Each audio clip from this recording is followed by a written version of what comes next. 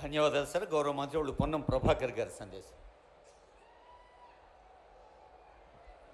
వేదిక మీద ఉన్న పెద్దలు, గౌరవ ముఖ్యమంత్రి రేవంత్ రెడ్డి గారికి, ఉప ముఖ్యమంత్రి బట్టి విక్రమార్క గారికి, రాష్ట్ర అధ్యక్షుడు మహేష్ గౌడ్ గారికి, అదేవిధంగా వేదిక మీద ఉన్న పెద్దలకు, ఇక్కడికి విచ్చేసినటువంటి నా తెలంగాణ అక్క చెల్లెలందరికీ రెండు చేతులు జోడించి నమస్కారం తెలియజేస్తా ఉన్నా. ఒక్కసారి గట్టిగా సపోర్ట్లు కొట్టి ఒక ఏడాది పూర్తి చేసుకుని ప్రభుత్వాన్ని ఆశీర్వదించాల్సిందిగా నా అక్క చెల్లెలందరూ గట్టిగా సపోర్ట్లు కొట్టి ఆశీర్వదించమని కోరుతా ఉన్నా. ఈ సందర్భంగా ఇంతకుముందే కాళోజీ క్షేత్రాన్ని ఆరంభించుకునే సందర్భంగా అక్కడ ఒక కొటేషన్ కనబడ్డది. మనం తెలంగాణ కావాలంత కొట్లాడుకున్నామో ఆ తెలంగాణ ఏర్పడ్డాక మన అనే ప్రభుత్వం నుంచి నాకు మారిపోయింది. నా నుంచి మళ్ళీ ప్రజాపాలన కింద మీరే ఆశీర్వాదంతో ఏర్పడ్డ ప్రభుత్వం ఎలా నా అనే పదం జాగల మనము మనందరిది అనే విధంగా ప్రజారంజకంగా ప్రజాస్వామ్యయుతంగా పరిపాలన కొనసాగించే ప్రయత్నం జరుగుతూ ఉంది.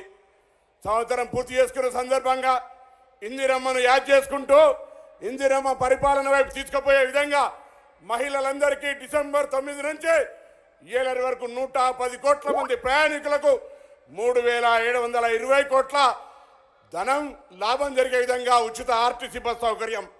అదేవిధంగా ఈరోజు ముఖ్యమంత్రి గారు ధన్యవాదాలు తెలియజేస్తా ఉన్నాను.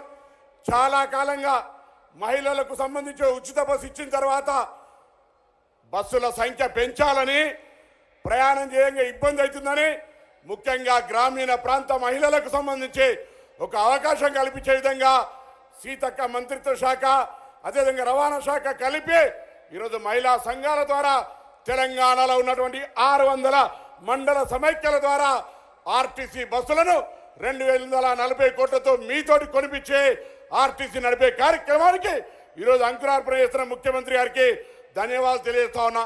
అదేవిధంగా ఈరోజు ఇక్కడికి వచ్చిన అక్కా చెల్లెలందరూ ఇప్పటికే కుల సర్వే లోపల భాగస్వాములై ఉంటారు.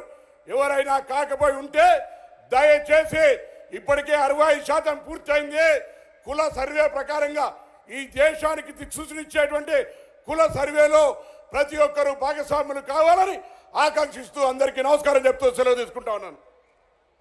Thank you sir. గౌరవ మంత్రి కోమటిరెడ్డి వెంకటరెడ్డి గారి సందేశం.